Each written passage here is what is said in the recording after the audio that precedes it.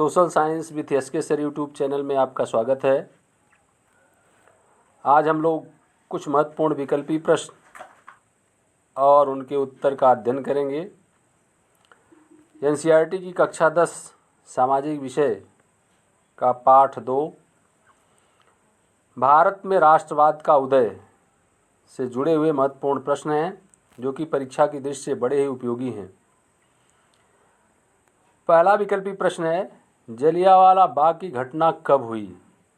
इसके 4 विकल्प दिए गए हैं। पहला विकल्प है 8 अप्रैल 1919 ईस्वी, दूसरा है 10 अप्रैल 1919 ईस्वी, तीसरा है 13 अप्रैल 1919 ईस्वी और चौथा है 25 अप्रैल 1919 ईस्वी। तो इसका विकल्प सी यानी तीसरा सही है, 13 अप्रैल 1919 ईस्वी। दूसरा प्रश्न है, गांधी जी ने साबरमती आश्रम की स्थापना कब की? इसका विकल्प ए है 1914 ईस्वी, विकल्प बी है 1916 ईस्वी, विकल्प सी है 1918 ईस्वी, विकल्प डी है 1919 ईस्वी। तो इसका विकल्प बी 1916 ईस्वी सही है। तीसरा प्रश्न है, रॉलेट एक्ट क्या था?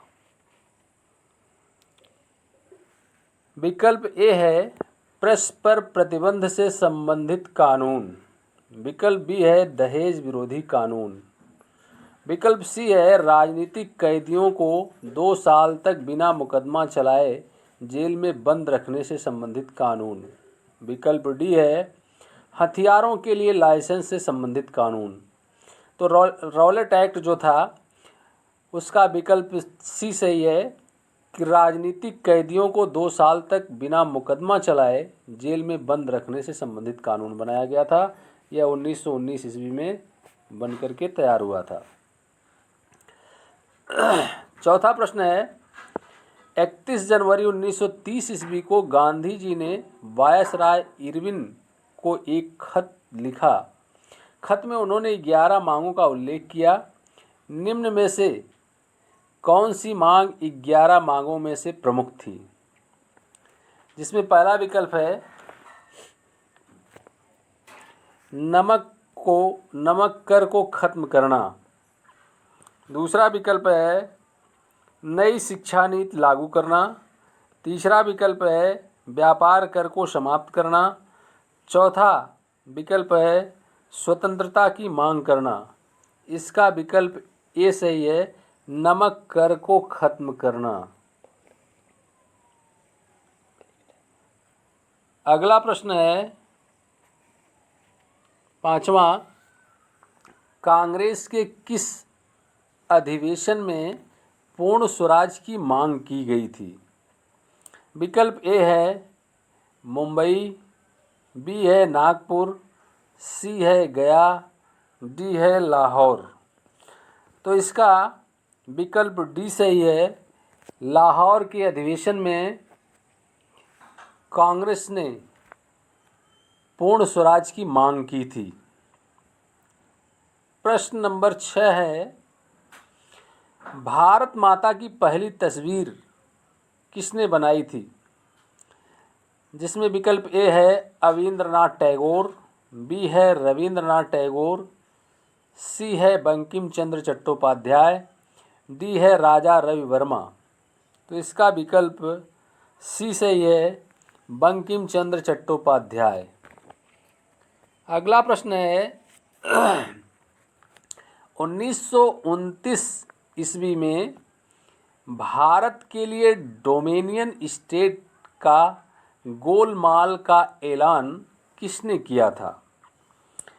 इसमें विकल्प ए है लॉर्ड हार्डिंग, बी है लॉर्ड लिटन, सी है लॉर्ड रिपन और डी है लॉर्ड इरविंग।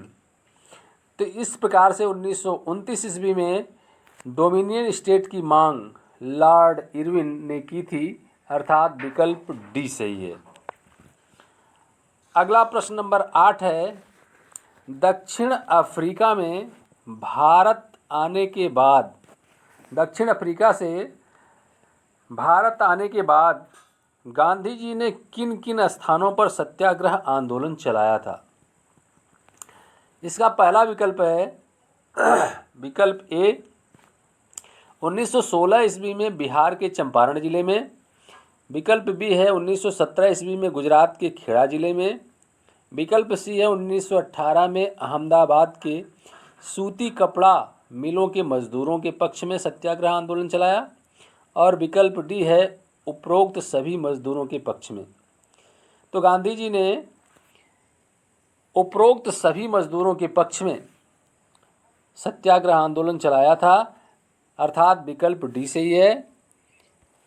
अगला प्रश्न है प्रश्न नंबर 9, जलियांवाला बाग में गोली चलाने की आज्ञा किसने दी?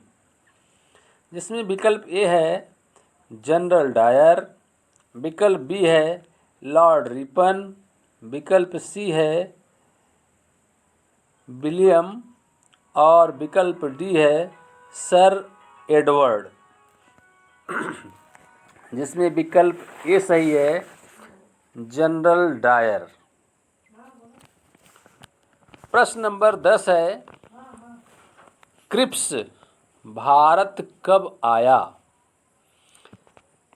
जिसका विकल्प ए है 1940 ईस्वी, विकल्प बी है 1941 ईस्वी, विकल्प सी है 1942 ईस्वी, विकल्प डी है 1944 ईस्वी। तो क्रिप्स जो है वह 1940 ईस्वी में भारत आया था, अर्थात विकल्प ए सही है। अगला प्रश्न है प्रश्न नंबर 11, भारत छोड़ो आंदोलन कब शुरू हुआ? इसका विकल्प ए है जून 1942 ईस्वी, जुलाई 1942 ईस्वी, अगस्त 1942 ईस्वी और सितंबर 1942 ईस्वी। तो इस प्रकार से इसका विकल्प सी सही है। अगस्त 1942 ईस्वी को भारत छोड़ो आंदोलन प्रारंभ हुआ था गांधी जी के नेतृत्व में। प्रश्न नंबर 12 है साइमन कमीशन की स्थापना कब हुई? इसका विकल्प ए है 1925 ईस्वी, बी है 1926 ईस्वी, सी है 1927 ईस्वी और डी है 1928 ईस्वी। तो इस प्रकार से इसका विकल्प डी सही है, अर्थात साइमन कमीशन की स्थापना 1928 ईस्वी में हुई थी। अब हम लोग अगले प्रश्न पर चलते हैं। अगला प्रश्न है 13वां, 1927 ईस्वी में कांग्रेस और मुस्लिम लीग में किस बात को लेकर मतभेद थे? कांग्रेस और मुस्लिम लीग में किस बात को लेकर मतभेद थे? जिसमें विकल्प ए है कि अलग अलग निर्वाचन क्षेत्र को लेकर, विकल्प बी है सबने अवज्ञा आंदोलन को चलाने को लेकर, विकल्प सी है भावी विधानसभाओं में प्रतिनिधित्व को लेकर और विकल्प डी है पूर्ण स्वराज की मांग को लेकर। तो इसका विकल्प सी सही है कि भावी विधानसभाओं में प्रतिनिधित्व को लेकर, कि भविष्य में विधानसभाओं में किसको कितनी सीटें मिलेंगी, मुस्लिम लीग और कांग्रेस को, इसके बंटवारे को लेकर के मतभेद था दोनों पक्षों में। अगला प्रश्न है पूना पैक्ट क्या था? प्रश्न नंबर 14 है पूना पैक्ट क्या था? तो जिसका विकल्प ए है मौलाना आज़ाद और अंग्रेज़ों के बीच समझौता, विकल्प बी है जवाहरलाल नेहरू और अंग्रेज़ों के बीच समझौता, विकल्प सी है कांग्रेस और मुस्लिम लीग के बीच समझौता, विकल्प डी है गांधी जी और डॉक्टर भीमराव अंबेडकर के बीच समझौता। तो इस प्रकार से इसका विकल्प डी सही है, गांधी जी और डॉक्टर भीमराव अंबेडकर के बीच समझौता। यानी पूना पैक्ट जो हुआ था, उस पूना पैक्ट में गांधी जी और डॉक्टर भीमराव अंबेडकर के बीच समझौता हुआ था। अगला प्रश्न है रॉलेट एक्ट कब पारित हुआ? जिसका विकल्प ए है 1918 ईस्वी, विकल्प बी है 1919 ईस्वी, विकल्प सी है 1920 ईस्वी और विकल्प डी है 1921 ईस्वी। तो रॉलेट एक्ट जो है, जिसे काला कानून कहा गया, यह विकल्प बी सही है और 1919 ईस्वी में ये पारित हुआ था। तो इस प्रकार से आप इस वीडियो के माध्यम से कुछ महत्वपूर्ण विकल्पी प्रश्न देख रहे हैं। इन प्रश्नों को आप अपने नोट्स में लिखेंगे और याद करेंगे।